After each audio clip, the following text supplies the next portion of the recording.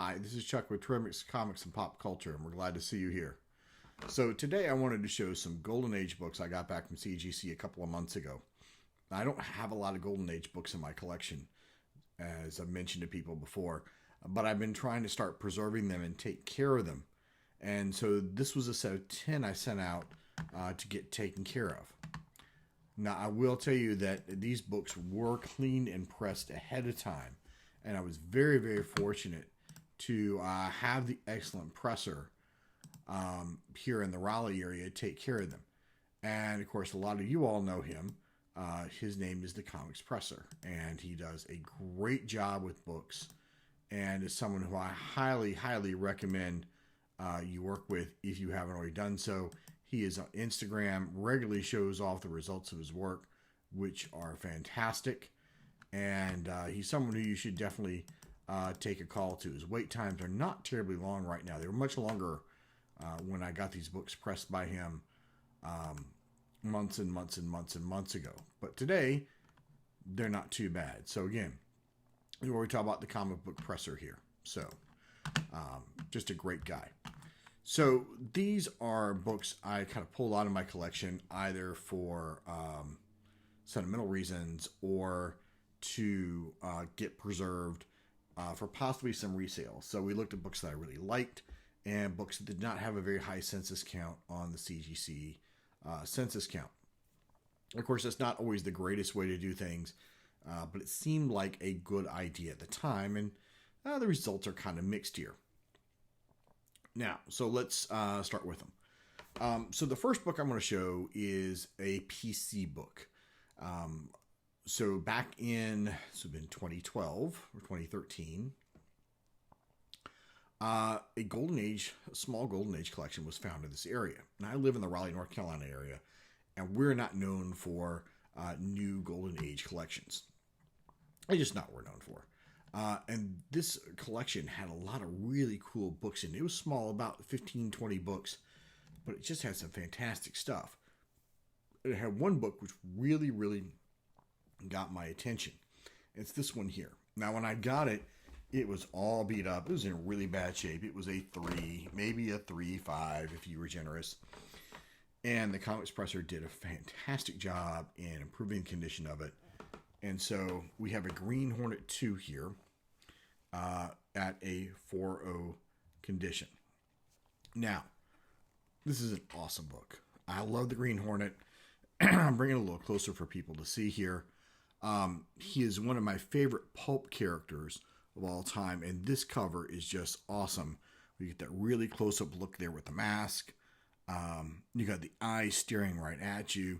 And for a 4.0, this is in great shape for a 4.0. It really, really presents well. Here's the back side of it. Again, just in super, super nice shape here. And this was a book that just happened to be lying around for someone. Now, my father collected old radio tapes when we rode around. This was the 80s. And so when we'd go up to Indiana to visit my mom's folks, we'd be driving from North Carolina, which is about a 10-hour drive. And unfortunately, we had to go, well, more fortunately, I guess, depending on how you looked at it, we had to go through West Virginia and most of Kentucky to get there. Well, you didn't get a whole lot in terms of radio stations. We didn't have Sirius XM or anything. And so Dad would pop in his old radio tapes. And since none of us really cared what was in Fibber McGee's closet, he tended to lean more towards the action, adventure, and suspense stuff. So we listened to a lot of Green Hornet, a lot of Lone Ranger, Shadow. Though we did listen to the radio drama version of Star Wars too, suspense and stuff like that. So I have a real big love for this character, and I'm just really, really glad to have this book in my collection. So the second book I have here is another one of the other few raw books that comes into my LCS. My LCS is Foundation's Edge here in Raleigh. It's near NC State University, and they're not known for getting Golden Age books. It's just not what they trade in. But every once in a while, Rick, who's the owner, will get them. This is probably about 4 or 5 years after I got the Green Hornet, and I came in and he said, I've got a book that you're going to love. And I said, that's great, Rick. I can't afford it. He said, yeah, I know, but you're still going to love it. And so he showed me this book, and he was right. I absolutely loved it. It's a Flash Comics 89. And I said, Rick, I can't afford that book. He said, I know, but we can do, payment plan or something. You're a regular. You've been shopping here, since the Clinton era. So, why not give it a run? So he agreed to let me buy it for it on consignment. It's another book that the Comics Presser did an amazing job. It was probably a 3.5 when we got it. And instead, he brought it up to a 4.5. Now, this book is awesome for a bunch of reasons. It's Joe Kubert cover, among other things. As you see here, it is the first appearance of the Golden Age Rose and Thorn. Now, she's not the best known of the villainesses in the world. I think she had like 2 appearances or something until All-Star Comics came out in the 70s, where they kind of revived her then. And then Jerry Ordere took her and made her the mother of Jade and Obsidian from Infinity Incorporated. Of course, Alan Scott is the father. I'm sure that's going to be in the process of getting retconned at some point in the next couple of years. But it's just a really cool book. This book is considered to be very, very hard to find if you look at Overstreet. And I'm not entirely sure why that is, but it is. But as you can see here, it's a nice presenting 4 or 5. So flip it over here to the back. Again, it presents really, really well. Not as well, I think, as another book I'm going to show you, which is of a lower grade. So it's just kind of interesting to see here. But I was really, really happy to get this back. And this is another one that's pretty much going to be a PC book, unless someone gives me just a crazy offer. And if you want to give me a crazy offer, you're more than welcome to. So next up, we have a pair of DC books I got from Isaac at Crazy for Comics up in Boston, outside of Boston, Massachusetts. Now, Isaac does mostly Whatnot sales now. He did Facebook Live for a long time, but he's kind of moving out of that area for a variety of reasons. And these are 2 books I got from him from Facebook Live sale. And they are the same series, and they're actually the same condition. And I was really, really happy with them. They are issues of Sensation Comics. Now, Sensation Comics, once you get past a couple of the early issues, aren't super, super, super mega valuable, but these are really cool. This one is number 55. It's noted as having a Paula von Gunther appearance. Right, everyone's favorite Nazi. It also, of course, has Mr. Terrific backup in it, which is one of the reasons I wanted it. It's a 7.0. And these Sensation Comics stores have these really wild covers on them, which are just so much fun to kind of look at and to think about there. So, again, this is 55 right here. Just to give you a better look at it. It's a very nice, very solid 7.0. Now, there's a kid who wrote their name on the inside of it, so they're probably upset that I have their book right now. I'm sure they'll get over it eventually. So, on the back here, of course, it's funny, I think Gary and Joe and I were talking about this recently. We have our ad here for air rifles, so nice, wholesome activity for young kids to get their hands on. So, who says we don't promote good family values? But anyways, just a really, really cool here, Sensation Comics right here. The other one I have is issue 69, which is most prominent for not only having a Wildcat story, but also the second appearance of the villainess, the Huntress. And it, too, is a 7.0. Again, a really, really cool cover here. By this time, of course, they have stopped the Mr. Terrific backups, which, of course, is very disappointing to me. But it's still just a really, really neat piece of history to have in my hands and to have read through. So that was just really, really cool. In the back here, thankfully, we're not advertising guns anymore. Instead, we're advertising flashlight batteries, no doubt to help you use the gun that you purchased a year or so later. So we're not going to ask what you were doing because we're just not. So I learned my first year teaching that you don't ask questions you really don't want answers to. So, and I'm sure that would be the case here. Again, though, a great magic cover right here on the front and a nice 7.0. All right. So the next book I have here is A Cautionary Tale. And we all have a few of these in our collection where we look at it and we go, that was not a good idea. Or as Reggie says, don't catch a brick. Or Reg, if you decide to watch this, this is not just a brick. This is like an entire wall, okay? In other words, it fit in perfectly well over at NC State just down the street from me. It'd be another brick in a campus full of brick buildings. It is a book I picked up at Heroes Con when I went there in 1997. And it was one of my first cons, and I really didn't know much about the fine art of negotiation. And so I really didn't negotiate the price down. I didn't take the book out.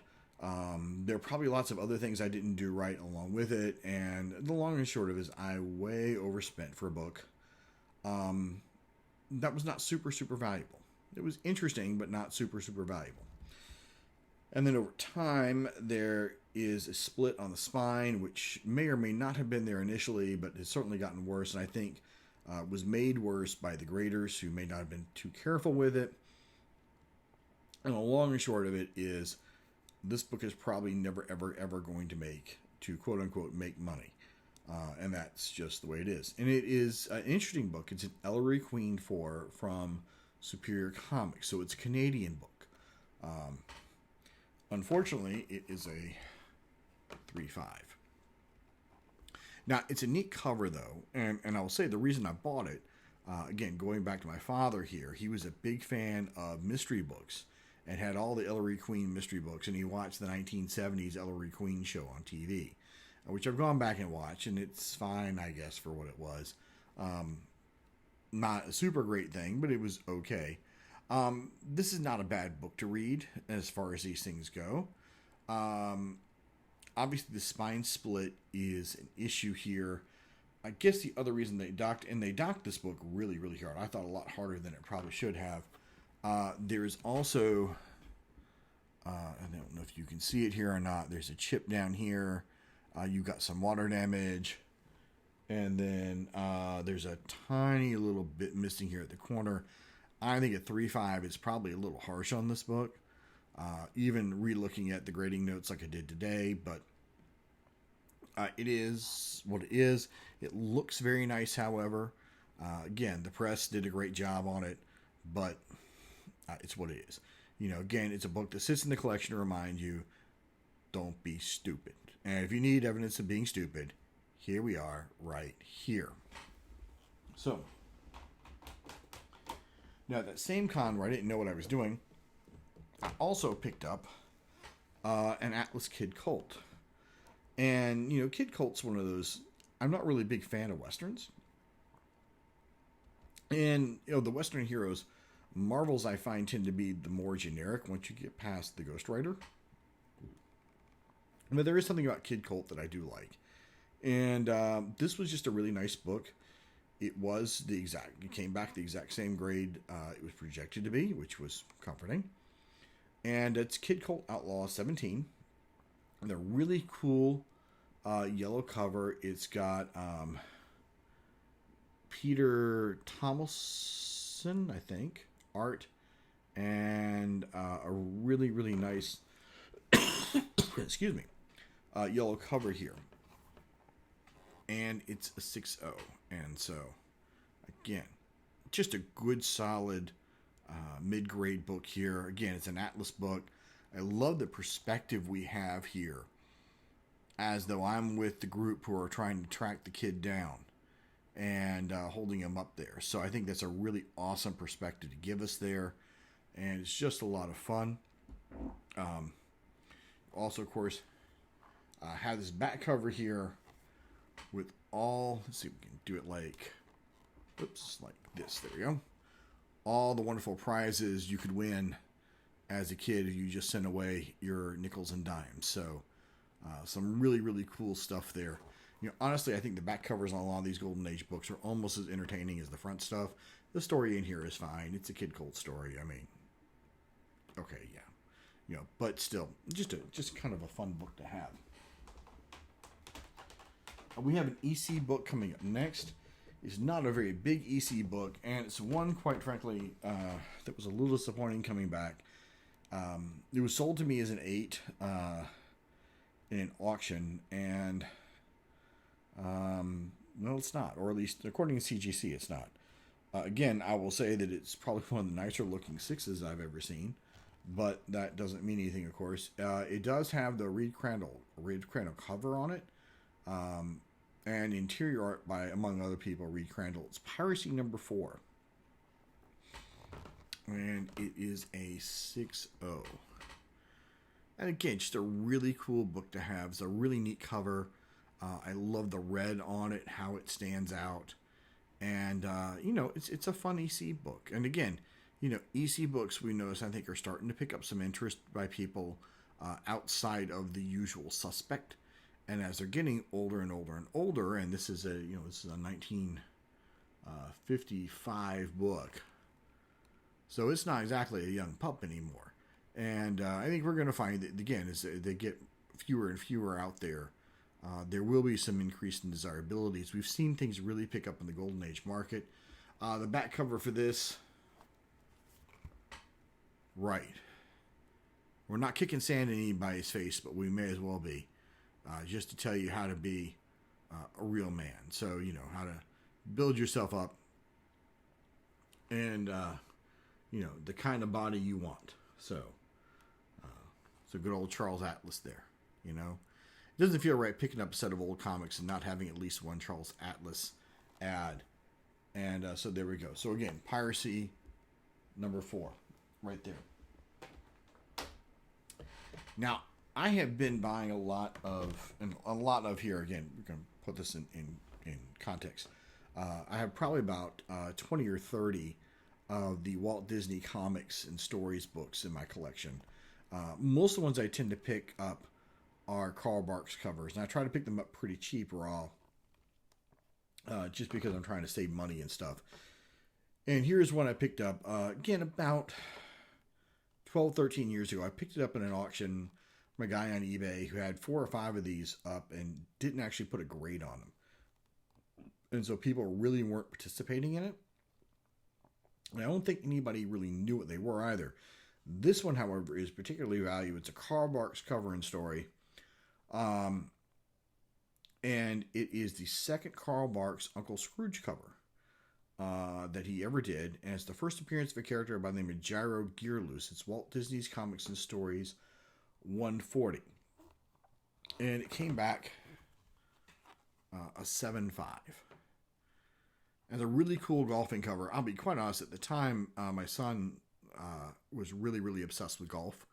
And so that's one of the reasons I got this, was I thought it would be a really cool addition for the collection. Had no idea about the significance of it until after I got here, and I'm glad the seller didn't know what the significance of it was. Otherwise, he would have started things a lot higher than he did.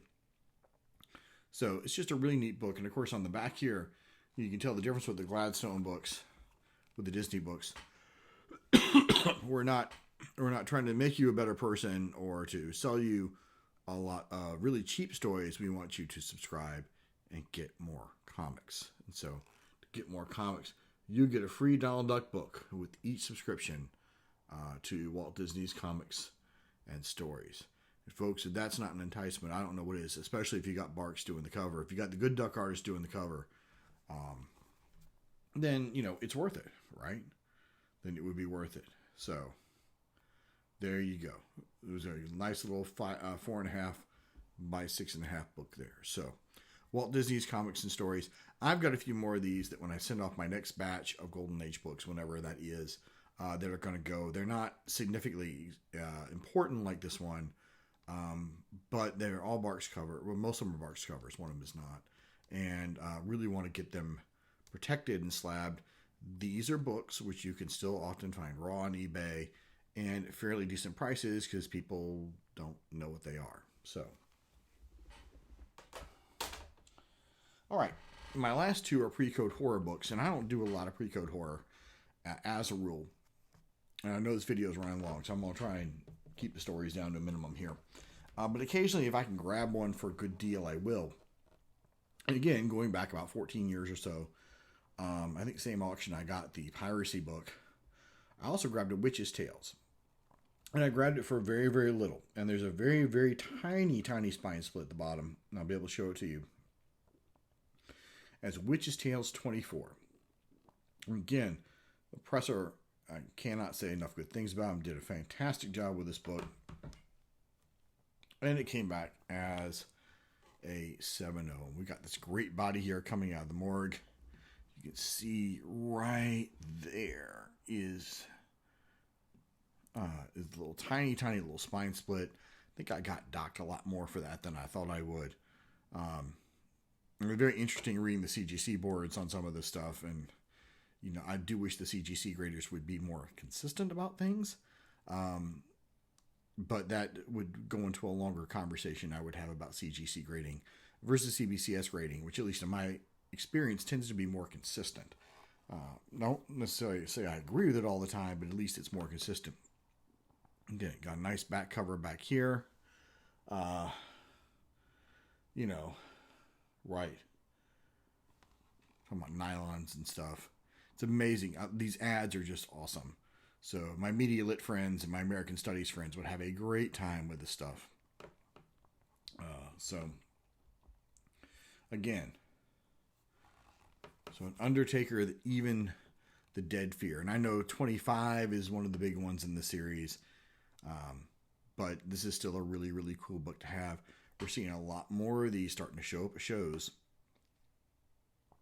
and start being for sale as Pre-Code Horror is, again, continuing to take off. The last one here is the newest of all my purchases, and I've had this book probably about a year and a half.